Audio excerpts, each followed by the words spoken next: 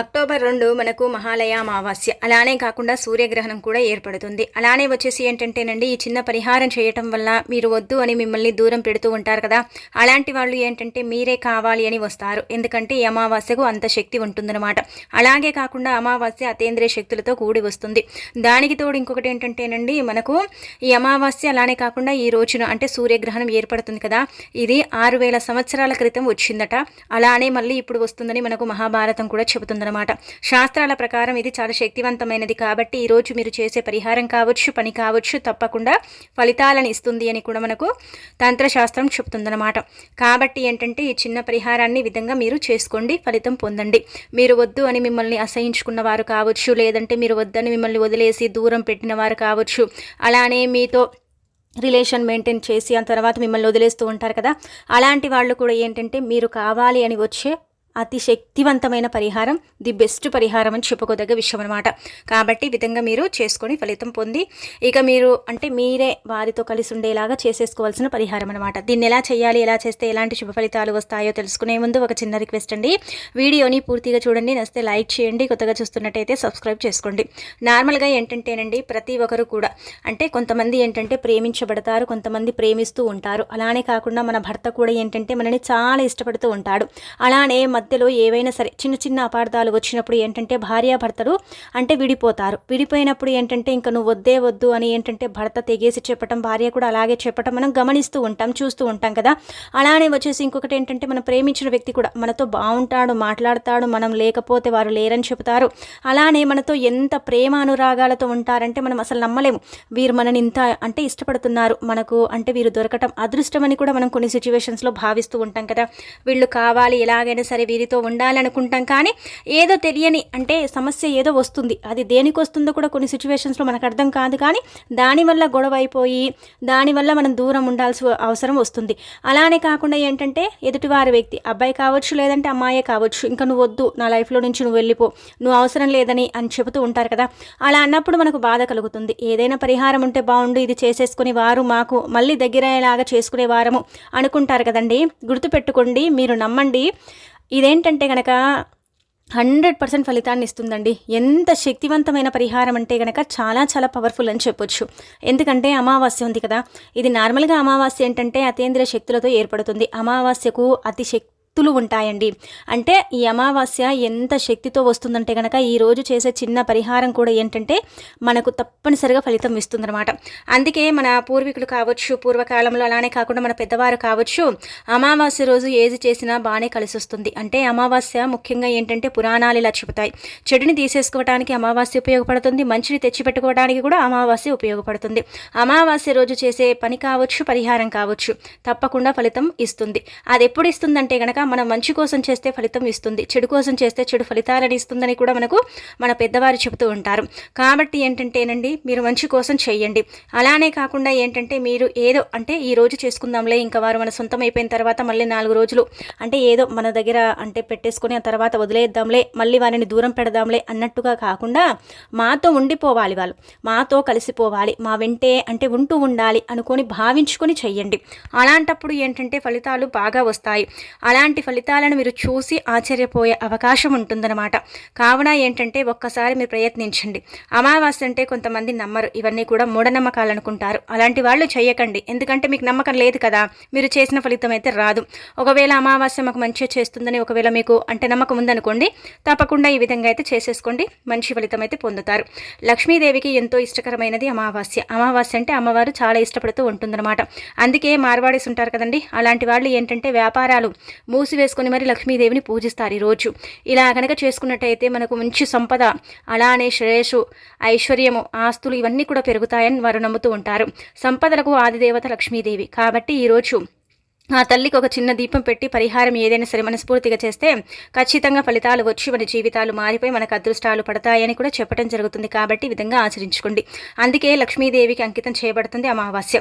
అలానే కాకుండా ఏంటంటే అమావాస్య అంటే పవర్ఫుల్ అని మనందరికీ తెలిసిందే. ఇక ఆ తర్వాత ఏంటంటే మీరు కోరుకున్న వ్యక్తులండి, అమ్మాయి కావచ్చు, అబ్బాయి కావచ్చు, మీ భర్త కావచ్చు, మీ భార్య కావచ్చు, ఎవరైనా పర్వాలేదు, మీరు అంటే రిలేషన్స్లో ఉన్నా లేదంటే కనుక ఒక అంటే బంధాన్ని మేము మెయింటైన్ చేస్తున్నాము, వీరంటే మాకు ఇష్టం అండి, చాలా ఇష్టపడి మేము చాలా బాగున్నామండి రిలేషన్స్లో, అయినప్పటికీ కూడా కొన్ని గొడవలు వచ్చేసి వారు వద్దని మమ్మల్ని దూరం పెడుతున్నారు. నేను ఎంత బాగా అంటే నచ్చ చెప్పినా కానీ కొంతమంది వినరు కదా, వద్దు నాకు అవసరం లేదనేసి ఇంకా దూరం పెడుతూ ఉంటారు.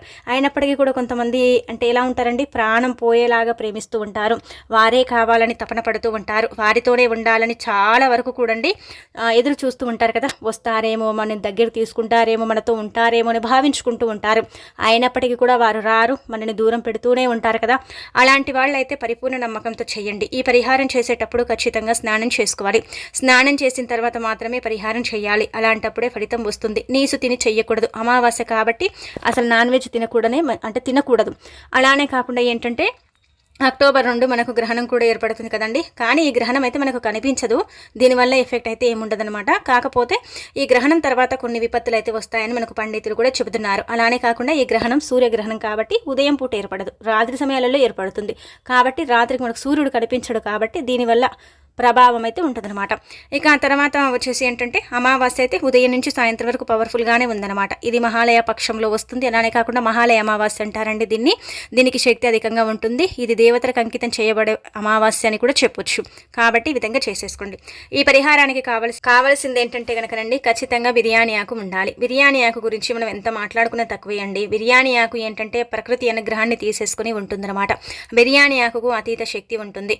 అలానే కాకుండా అమ్మవారికి ఎంతో ఇష్టకరమైనదని కూడా చెప్పొచ్చు. కాబట్టి బిర్యానీ ఆకుని తీసుకోండి, ఎండిపోయింది తీసుకోండి. అంటే నార్మల్గా మన అందరి ఇళ్లలో ఉంటుంది, మన మసాలా దినుసులు వాడుకుంటాం కదా. ఇది ప్రకృతి యొక్క సంపూర్ణ అనుగ్రహాన్ని కలిగి ఉండే ఆకు బిర్యానీ ఆకు. కాబట్టి ఇలా బిర్యానీ ఆకుని తీసుకోండి. తీసేసుకున్న తర్వాత ఏ వ్యక్తి అంటే ఆ వ్యక్తి పేరు కావచ్చు, ఆడవారు కావచ్చు, మగవారు కావచ్చు, ఎవరైనా కావచ్చు, వారి పేరు మీకు తెలిసే ఉంటుంది కదా. వారి పేరుని మీరు ఏం చేయండి అంటే కనుక గుర్తుపెట్టుకోండి. ఈ పరిహారం మీరు ఇంట్లో సింక్ దగ్గర కూడా చేయొచ్చు, బయట ఎక్కడైనా సరే చేసుకోవచ్చు. ఎక్కడి ప్రాంగణంలో చేసిన కానీ మిట్ట మధ్యాహ్నం 12 నుంచి 1 మధ్య ప్రాంతంలో మాత్రం ఈ పరిహారం చేయకండి. అప్పుడు అంటే కొన్ని దుష్ట శక్తులు ప్రవేశిస్తూ ఉంటాయి, కొన్ని చెడు శక్తులు అనేవి ప్రవేశిస్తూ ఉంటాయి. కాబట్టి ఆ సమయాలలో మనం పరిహారాలు చేస్తే అవి పెద్దగా పని చేయవన్నమాట. కాబట్టి ఆ యొక్క గంట సమయం వదిలేసి మిగతా సమయం ఎప్పుడైనా కావచ్చండి చేసేసుకోండి. మీ భర్త పరంగానైనా సరే చేయండి, లేదంటే మీరు ఇష్టపడ్డ వ్యక్తి ఎవరైనా సరే చేయండి. మీరు ఒకవేళ ఎక్కువగా ఎవరైనా ప్రేమిస్తున్నారనుకోండి, వారి పరంగా కూడా మీరు చేసుకోవచ్చు. ఇలా బిర్యానీ ఆకును తీసేసుకొని దానిపైన ఏంటంటే వారి పేరు రాయండి. వారి పేరు మీకు తెలిసే ఉంటుంది కదండి, అమ్మాయి కావచ్చు, అబ్బాయి కావచ్చు, ఎవరైనా కావచ్చు, వారి పేరు రాయండి. ఇలా రాసేసిన తర్వాత ఆకుని చక్కగా చేతిలో పట్టుకొని మనస్ఫూర్తిగా సంకల్పం చెప్పుకోండి. వీరు మమ్మల్ని వద్దనుకొని వదిలేశారు కదా, మళ్ళీ మా దగ్గరికి రావాలి, మాతో ఉండాలి, మేము కలిసి ఉండాలి, మాకంతా కూడా మంచి జరగాలి అనుకొని రాయండి. గుర్తుపెట్టుకోండి, అమావాస్య వెళ్ళిపోతుంది కదా, ఆ తర్వాత 24 గంటలు మీరు ఏ సమయానికి చేస్తారో ఆ సమయం 24 గంటలు గుర్తుపెట్టుకోండి. లేదంటే కొంతమంది స్థితిగతి బాగాలేకపోయినా 48 గంటలు కూడా పడుతుంది, కొంతమందికి 2-3 రోజులైనా సరే పడుతుందండి. వెంటనే వితిన్ సెకండ్స్లోనే ఫలితం రాదు. అమావాస్యకు పవర్ ఉంటుందేమో కానీ మనకు కొన్ని గ్రహాలు కూడా నీచ స్థాయిలో ఉంటాయి కదా. అలాంటప్పుడు ఏంటంటే కనుక మనకు కూడా ఇబ్బందులు వస్తూ ఉంటాయి కదండి. కాబట్టి ఏంటంటే అమావాస్య అయిపోయిందైనా పరిహారం మాకు రాలేదనుకుంటే ఆ పరిహారం వేస్ట్ అని కాదు, మన స్థితిగతి వైపు కూడా కొంచెం ఆధారపడి ఉంటుంది. కాబట్టి కొంచెం సమయం అయితే పడుతుందన్నమాట. ఇలా సమయం పడుతుంది కాబట్టి కొంచెం వదిలేసి కొంచెం సమయంతో అయితే వేచి చూడండి. ఖచ్చితంగా అయితే జరుగుతుంది, జరగదని ఇక్కడ ఏం సందేహం లేదండి, జరుగుతుందన్నమాట. తప్పకుండా అయితే ఫలితాలు అయితే మీరు మీ కళ్ళతో చూస్తారు. అది ఏ విధంగానైనా సరే, ఒక ఫోన్ కాల్ రూపంలో కావచ్చు, లేదంటే ఆ వ్యక్తి ఎదురుపడడం కావచ్చు, లేదంటే వారే మీ దగ్గరికి రావచ్చు, మీరే వారి దగ్గరికి వెళ్ళే అంతగా కూడా ఈ పరిహారం అయితే పనిచేస్తుంది. ఇలా ఏదో ఒక రూపంలో మాత్రం ఆ వ్యక్తిని మీరు కలవటం, మీరే కావాలని మళ్ళీ వారు మీతో చెప్పటం, ఇదైతే సర్వసాధారణంగా గమనిస్తారు, ఆశ్చర్యపోతారండి. అంత బాగుంటుందన్నమాట, నమ్మండి నిజంగా. అలానే కాకుండా ఇంకొకటి ఏంటంటే కనుక ఇలా బిర్యానీ ఆకును తీసుకొని దానిపైన వారి పేరు రాసేసి చక్కగా కాల్చేయండి. అలా కాల్చడం వల్ల ఏమవుతుందంటే కనుక మనకు తెలియకుండా కొన్నిసార్లు ఏంటంటే మనకు దుష్ట శక్తులు ఉంటాయండి, అవి మనపై ఆవహించినప్పుడు మనకు చాలా వరకు కూడా ఇబ్బందులు గురవుతాయి. అలా ఇబ్బందులు గురైనప్పుడు ఏంటంటే ప్రేమలో ఉన్న వాళ్ళు కావచ్చు, భార్యాభర్తలు కావచ్చు, చాలా తెగదెంపులు వస్తాయన్నమాట. తెగదెంపులు చేసుకుంటారు. అలానే కాకుండా వారు ఏం చేస్తారో ఆ సమయంలో ఆ సిచ్యువేషన్స్లో వారికి అర్థం కాదు. అలాంటి ఒకవేళ ఉన్నట్టయితే అవి వెళ్ళిపోతాయి. అలానే వారి మైండ్ అనేది ఫ్రెష్ అయిపోతుంది. వారికి చక్కగా ఏంటంటే కనుక ఆలోచన మీ మీద పడుతుంది. అలా పడినప్పుడు మీరే కావాలని కోరుకోవటానికి ఉపయోగపడే పరిహారమే బిర్యానీ ఆకు పరిహారం. బిర్యానీ ఆకే కదా అనుకోకండి, బిర్యానీ ఆకుకు అతీత శక్తి ఉంటుంది. బిర్యానీ ఆకు విశ్వంలో ఒకటిగా పరిగణించబడుతుంది, చాలా పవర్ఫుల్ అనమాట. ప్రకృతి యొక్క 200% అనుగ్రహాన్ని పొందే ఆకు బిర్యానీ ఆకు. కాబట్టి ఏంటంటే ఈ విధంగా బిర్యానీ ఆకును తీసుకోండి. ఇంట్లోదైనా తీసుకోవచ్చు, కానీ బిర్యానీ ఆకుకు రంధ్రాలు ఉండకూడదు, చినిగి ఉండకూడదు. అలాగే కాకుండా ఏంటంటే బిర్యానీ ఆకు ఫ్రెష్గా నీట్గా ఉండాలన్నమాట. ఆకు ఏ ఆకారంలో ఉంటుందో ఆ ఆకారంలో మీరు ఏంటంటే కనుక చక్కగా బిర్యానీ ఆకును తీసుకోండి. ఇది స్పైసెస్లో వాడతాం, అలానే కాకుండా ఏంటంటే పరిహార పరంగా కూడా వాడతాం కదా, కాబట్టి మంచి ఫలితం వస్తుందన్నమాట. ఇలా బిర్యానీ ఆకును తీసేసుకుని పరిహారం చేయొచ్చు. ఒకవేళ మీకు రాయడం రాదనుకోండి, అంటే మాకు రాయడం రాదండి, మరి మేము ఏం చేయాలంటే కనుక మీరు ఇంటూ మార్కులు వేయండి. ఇప్పుడు రాణి ఉంటే 2 ఇంటూ మార్కులు, రవి ఉంటే 2 ఇంటూ మార్కులు, రాము ఉంటే 3 ఇంటూ మార్కులు. ఇలా ఇంటూ మార్కు వేసినా కానీ మనకు అంతే ఫలితం వస్తుంది. కాబట్టి రాయడం రాని వాళ్ళు మాత్రమే అలా చేసుకోండి. రాయొస్తే మాత్రం ఖచ్చితంగా పేరు రాసి కాల్చి ఆ తర్వాత సింకులోనే కాల్చుకోండి. లేదంటే కనుక బయట మీకు అంటే ఇలా మనకు నార్మల్గా వాష్ ఏరియాస్ ఉంటాయి కదండి, అక్కడ కూడా కాల్చేసి నీళ్లను పోసేస్తే సరిపోతుంది. కానీ అది మొత్తం కూడా బూడిదైపోవాలి, ఆకంతా కూడా కాలి కింద పడిపోవాలి మనం చేతిలో పట్టుకున్నప్పుడు. అలా కాలిన తర్వాత నీళ్లను పోసేయండి. చూడండి, ఫలితం చూసి మీరు ఖచ్చితంగా ఆశ్చర్యపోతారండి.